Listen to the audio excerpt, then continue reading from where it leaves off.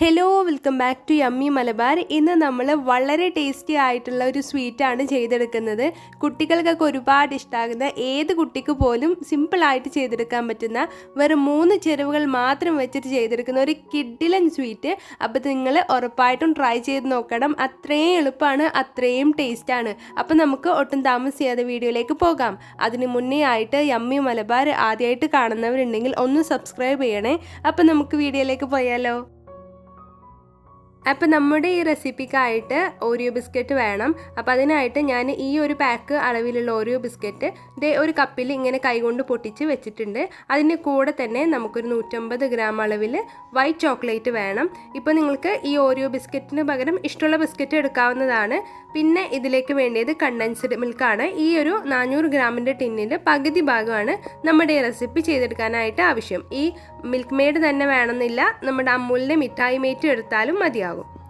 ഇനി നമുക്ക് ഒരു പാനിൽ വെള്ളം വെക്കുക. അത് തിളച്ചതിന് ശേഷം അതിൻ്റെ മുകളിലേക്ക് ഒരു ബൗൾ വെച്ച് കൊടുക്കണം. നമ്മളിപ്പോൾ ഇത് ഡബിൾ ബോയിലിങ്ങിലൂടെയാണ് ചെയ്തെടുക്കുന്നത്. നമ്മൾ പാനിൽ വെച്ചിട്ട് നേരിട്ട് ചെയ്തെടുക്കുമ്പം ഈ കണ്ടൻസ്ഡ് മിൽക്ക് ആണെങ്കിലും വൈറ്റ് ചോക്ലേറ്റ് ആണെങ്കിലും അടിക്ക് പിടിക്കാനുള്ള സാധ്യത വളരെ കൂടുതലാണ്.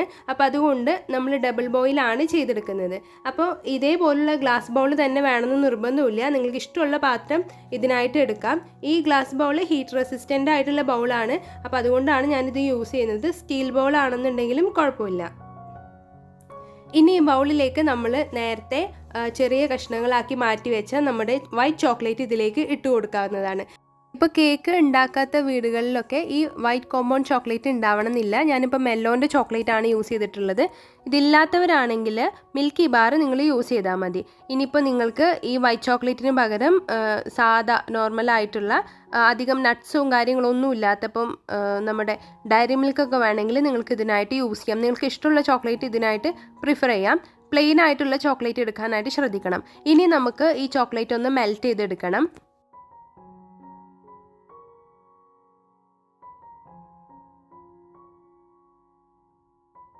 ഇപ്പോൾ ഇതേ നമ്മുടെ എല്ലാ ചോക്ലേറ്റും ഇവിടെ മെൽറ്റായി വന്നിട്ടുണ്ട്. ഇനി നമുക്ക് ഇതിലേക്ക് കണ്ടൻസ്ഡ് മിൽക്ക് ചേർക്കണം. അപ്പം നമ്മൾ 400 ഗ്രാം അളവിലുള്ള ബോട്ടിലാണ് എടുത്തിട്ടുള്ളത്. അതിൻ്റെ ഒരു പകുതി ഭാഗം നമുക്കിതിലേക്ക് ചേർത്ത് കൊടുക്കണം. അതും കൂടി ചേർത്ത് കൊടുത്ത് കഴിഞ്ഞിട്ട് നമുക്ക് നന്നായിട്ടൊന്ന് മിക്സ് ചെയ്ത് യോജിപ്പിക്കാം. അപ്പം നമ്മൾ തണുപ്പുള്ള കണ്ടൻസ്ഡ് മിൽക്ക് ചേർക്കുന്നത് കൊണ്ട് നമ്മുടെ ഈ ചോക്ലേറ്റ് എല്ലാം ഇത്തിരി ടൈറ്റായിട്ട് വരും. അത് കുഴപ്പമൊന്നുമില്ല. അതൊന്നും കൂടി ചൂടായി കഴിഞ്ഞാൽ നമുക്ക് പെർഫെക്റ്റ് ആയിട്ടുള്ള ഒരു കൺസിസ്റ്റൻസി ആയിട്ട് നമുക്ക് കിട്ടും. ഇപ്പം നമ്മൾ ചോക്ലേറ്റ് മെൽറ്റ് ചെയ്തെടുക്കുമ്പോൾ നമ്മൾ പറയാറില്ലേ ഒട്ടും തന്നെ വെള്ളത്തിൻ്റെ അംശം പാടില്ല എന്നൊക്കെ. അതുകൊണ്ടാണ് ഇങ്ങനെ തിക്കായി പോകുന്നത്. അപ്പോൾ ഇത് ജസ്റ്റ് ഒന്ന് മിക്സ് ചെയ്ത് കൊടുത്തതിന് ശേഷം നമ്മൾ നേരത്തെ കൈകൊണ്ട് പൊട്ടിച്ച് മാറ്റി വെച്ച നമ്മുടെ ഓറിയോ ബിസ്ക്കറ്റ് ഇതിലേക്ക് ചേർത്ത് കൊടുക്കാം. അപ്പോൾ ഓറിയോ ബിസ്ക്കറ്റ് പൊതുവേ എല്ലാവരുടെയും ഫേവറേറ്റ് തന്നെ ആയിരിക്കും അല്ലേ. അപ്പോൾ എല്ലാവരും ഇത് ട്രൈ ചെയ്ത് നോക്കാനായിട്ട് മറന്നു പോകരുത്. ഇനി നമുക്ക് നന്നായിട്ടൊന്ന് മിക്സ് ചെയ്ത് യോജിപ്പിക്കണം. അപ്പോൾ ബിസ്ക്കറ്റ് ചേർത്ത് കൊടുത്തു കഴിഞ്ഞാൽ നമുക്ക് ഫ്ലെയിം ഓഫ് ചെയ്യാം. പിന്നീട് നമ്മൾ ഫ്ലെയിം ഓൺ ചെയ്ത് വെക്കേണ്ട ആവശ്യമില്ല. ഇനി ഇതെല്ലാം കൂടി ഒന്ന് മിക്സ് ചെയ്തെടുത്ത് കഴിഞ്ഞാൽ നമുക്കിത് സെറ്റ് ചെയ്യാൻ വേണ്ടിയിട്ട് തുടങ്ങാം. അപ്പോൾ നമ്മുടെ ഈ ഓറിയോ ഫഡ്ജ് സെറ്റ് ചെയ്യാൻ വേണ്ടിയിട്ട് ഇതേപോലുള്ളൊരു ഗ്ലാസ് ട്രേ എടുത്തിട്ടുണ്ട്. അതിന് താഴെ ബട്ടർ പേപ്പറും വെച്ച് കൊടുത്തിട്ടുണ്ട്. ബട്ടർ പേപ്പർ ഇല്ലെങ്കിലും കുഴപ്പമൊന്നുമില്ല. അതിന് താഴെ ഒരല്പം ഓയിലോ അല്ലെങ്കിൽ ബട്ടറോ ഒന്ന് സ്പ്രെഡ് ചെയ്ത് കൊടുത്താൽ മതി. ഇനി നമുക്ക് നമ്മുടെ ഓറിയോ ഫഡ്ജിൻ്റെ മിക്സ് ഇതിലേക്ക് ഒഴിച്ചു കൊടുക്കാം.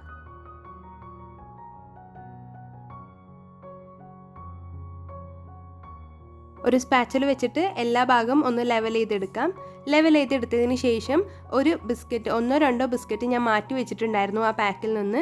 അത് നമുക്ക് ചെറുതായിട്ടൊന്ന് പൊട്ടിച്ചിട്ട് ഇതിൻ്റെ മുകളിൽ ഒരു ഡെക്കറേഷനായിട്ട് ഇട്ട് കൊടുക്കാം. ഇനി ഇതിൻ്റെ ചൂടെല്ലാം മാറിയതിന് ശേഷം നമുക്ക് ഫ്രിഡ്ജിൽ വെച്ച് തണുപ്പിച്ചിട്ട് കഴിക്കാവുന്നതാണ്. ഇതിൻ്റെ ചൂടൊക്കെ മാറിക്കഴിഞ്ഞാൽ തന്നെ ഇത് നന്നായിട്ട് ഹാർഡായിട്ട് നമുക്ക് കിട്ടും. അപ്പോൾ നിങ്ങൾക്ക് തണുപ്പിച്ച് കഴിക്കണമെങ്കിൽ ഫ്രിഡ്ജിൽ വെക്കാവുന്നതാണ്. ഫ്രീസറിൽ വെക്കേണ്ട ആവശ്യമില്ല, ഫ്രിഡ്ജിൽ വെച്ചിരുന്നാൽ മതിയാവും. അപ്പോൾ ഇതേ നമ്മുടെ ഓറിയോ ഫഡ്ജ് ഇവിടെ സെറ്റായി വന്നിട്ടുണ്ട്. ഇനി ഞാൻ ഇത് കട്ട് ചെയ്ത് നിങ്ങൾക്ക് കാണിച്ചു തരാം.